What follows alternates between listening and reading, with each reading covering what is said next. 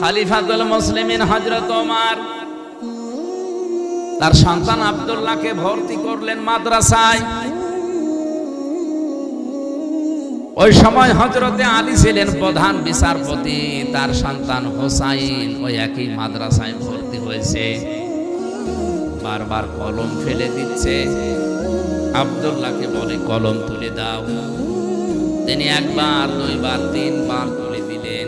প্রেসিডেন্টের ছেলে স্বাভাবিকভাবে রাগ হয়ে গেছে, ডাক দিয়ে বলে হোসাইন, ইচ্ছা করে কলম ফেলে দাও, আমারে তুলতে বলো, আমি কি তোমার চাকর খাদেম?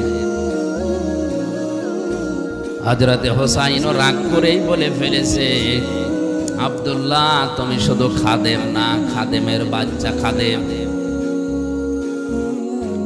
মেম্বারের ছেলেকে এরকম গালি দিলে তারও মেজাজ খারাপ হয়, আর তিনি দেশের প্রেসিডেন্টের ছেলে। এক দৌড়ে বাড়িতে গিয়ে বলে, আব্বা আমি আর মাদ্রাসায় যাব না। কেন? হোসাইন আমারে গালি দিয়েছে, আমি নাকি খাদেমের বাচ্চা খাদেম। হযরত ওমর বিচক্ষণ মানুষ ছিলেন, ডাক দিয়ে বলে, সন্তান আমি বিচার করব, কিন্তু এখন না, জমার দিন। তিনি খুতবা দিচ্ছিলেন, বক্তব্যের মাঝখানেই তিনি দাঁড়িয়ে বললেন, এখানে হযরত হোসাইন আছে? বলে হ্যাঁ, এদিকে আসো। তুমি আমার ছেলেটাকে গালি দিয়েছো খাদেমের বাচ্চা, চাকরের বাচ্চা বলে।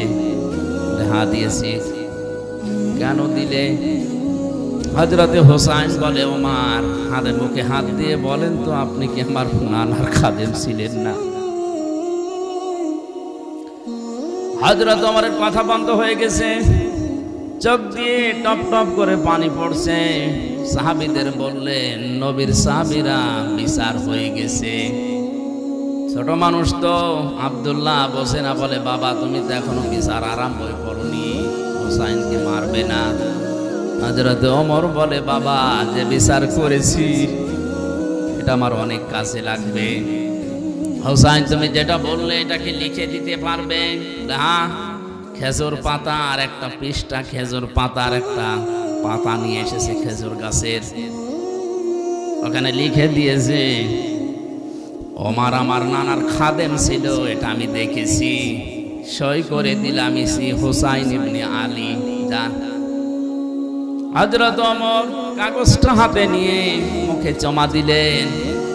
ছেলেকে ডাক দিয়ে বললেন, বাবা মারা যাওয়ার পরে এই কাগজটা আমার কাফনের ভেতরে দিয়ে দিও। কিয়ামতের ময়দানে যদি আল্লাহ আমাকে প্রশ্ন করে আর জীবনের যদি কিছুই কবুল না হয়, অন্তত এই কাগজটা তুলে দেখাতে পারবো, মাবুদ তোমার নবীর নাতি লিখে দিয়েছে আমি নবীর খাদেম ছিলাম।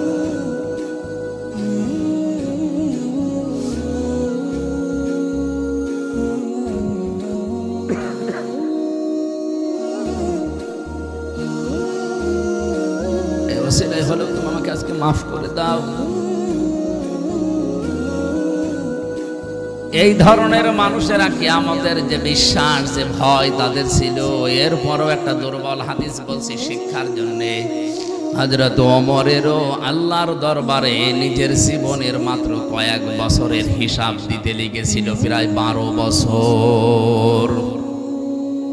ইন্তেকালের পরে প্রায় 12 বছর পার হয়ে গেল। হযরতে আব্দুল্লাহ একবার স্বপ্ন দেখলেন, হযরত ওমর সুন্দর পোশাক পরে নদী থেকে আসতেছে গোসল করে। ডাক দিয়ে বলে, বাবা কোথায় ছিলেন? কতদিন আপনাকে দেখি নাই। হযরতে ওমর বলে, বাবা আজকে 12 বছর আমি দুনিয়ার জীবন ছেড়েছি, মহান আল্লাহ আমার জীবনের হিসাব নিচ্ছিলেন।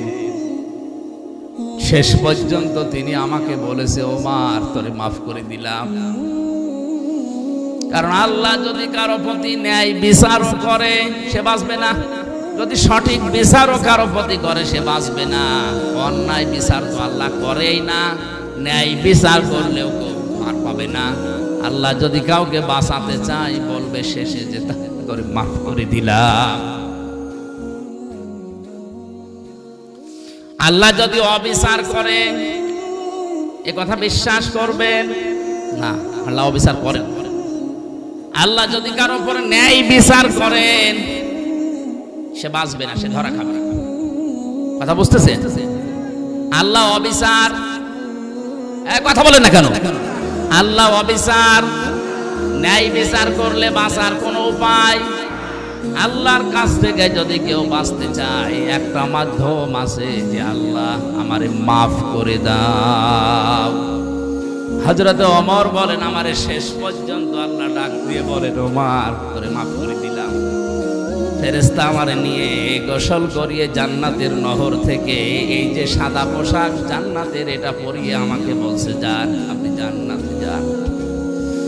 ও কক্সবাজারবাসী, হযরত ওমরের যে জীবনী শুনলেন, আকাশের তারকার চাইতে যার নেকির কাজ জীবনে বেশি ছিল। কোন রাস্তা দিয়ে গেলে শয়তান পর্যন্ত 40 দিন ওই রাস্তায় যেতে ভয় পেত। এত বড় পাওয়ারফুল মানুষ নবীজি বলেন, একবার আমার স্ত্রীরা আমার কাছে এইটা দিন ঝগড়া করছিল। হযরতে আবু বকর আসলেন, স্ত্রীদের ঝগড়া থামে না। হযরতে ওসমান আলী এসেছে, তাদের ঝগড়া থামে না। হযরতে ওমর কিছুক্ষণ পরে বাইরে থেকে সালাম দিয়েছে, আসসালামু আলাইকা ইয়া রাসূলুল্লাহ। স্ত্রীরা বলছে, আপনি থাকেন, আমরা গেলাম।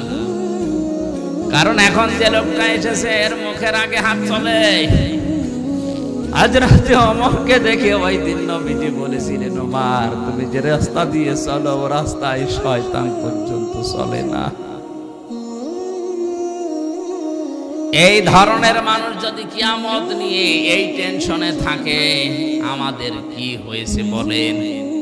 নবীজিকে আদর্শ পাওয়ার জন্য কিয়ামতে জবাবদিহি করা লাগবে, এই টেন্ডেন্সি, এই বিশ্বাস আমাদের জন্ম দেওয়া লাগবে। এটা নেই এই জন্য আজ দুর্নীতি হয়, এইটা নেই এই জন্য আজ বেগম পাড়া তৈরি হয়, এইটা নেই এই জন্য আজ আমাদের অধিকারগুলো আমরা আদায় করতে পারি না। হযরতে ওমরের ব্যাপারে আছে আকাশের তারকারাজি, কেউ যদি গণনা করা শুরু করে একদিন শেষ হয়ে যাবে। হযরতে ওমর সে নেকির কাজ দুনিয়ায় করেছিলেন 26 বছর বয়সে মুসলমান হওয়ার পর।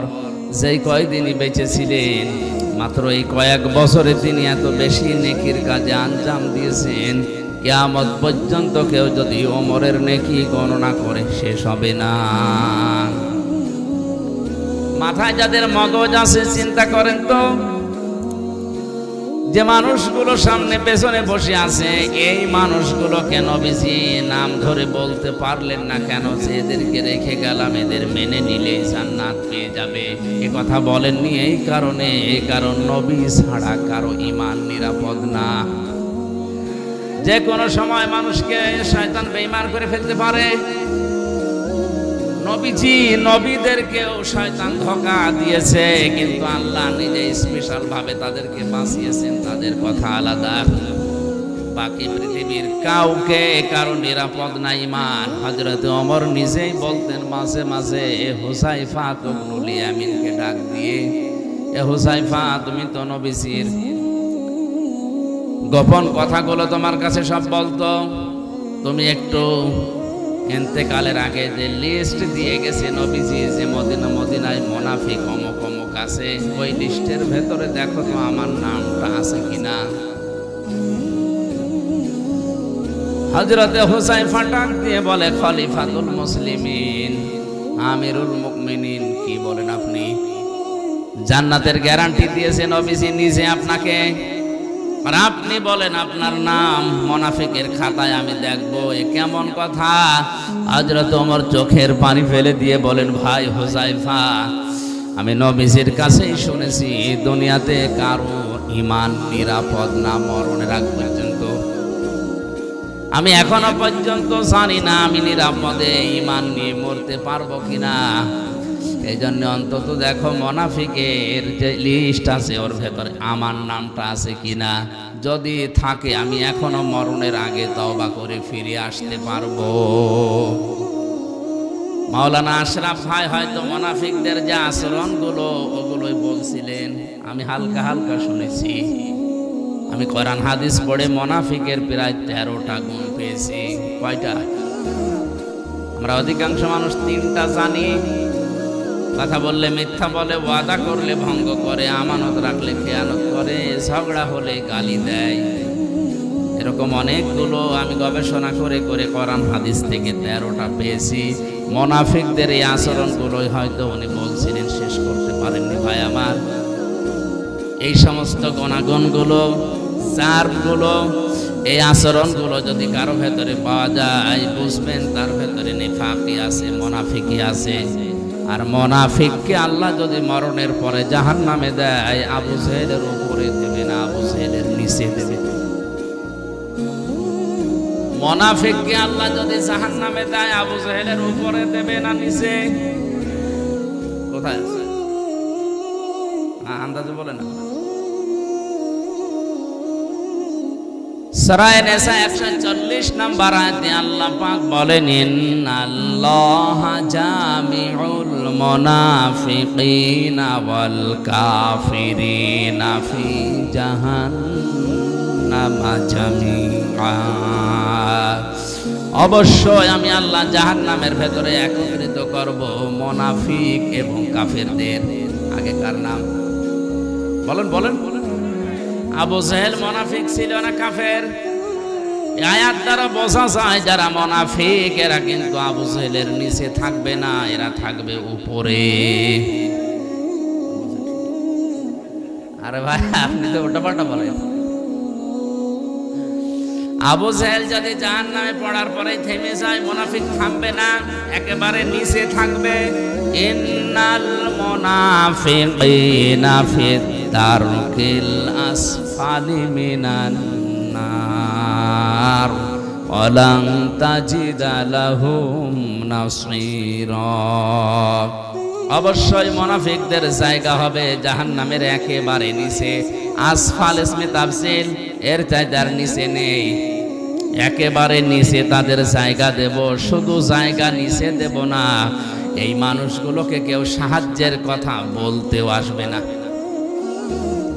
কাফেরদের যত কথা আমি পেয়েছি, কোন কাফেরকে সাহায্য করা হবে না এমন কথা নেই, যদিও তাদেরকেও সাহায্য করা হবে না। কিন্তু ওয়ালান তাজিদা লাহুম নাসীরা, এরকম কঠিন শব্দ নেই। তাজিদার আগে লান আছে মজারে, মজারের আগে আমি আগেই বললাম লাং তাদিল্লুর উদাহরণ দিতে গিয়ে লান আসলে অর্থ হয় কোশ্চিন কালেও হবে না। আল্লাহ বলেন মুনাফিক যদি জাহান্নামের নিচে যায়, ওদেরকে সাহায্যের জন্য কেউ আসবে না, সাহায্য করাও হবে না। বলেন নাউজুবিল্লাহ।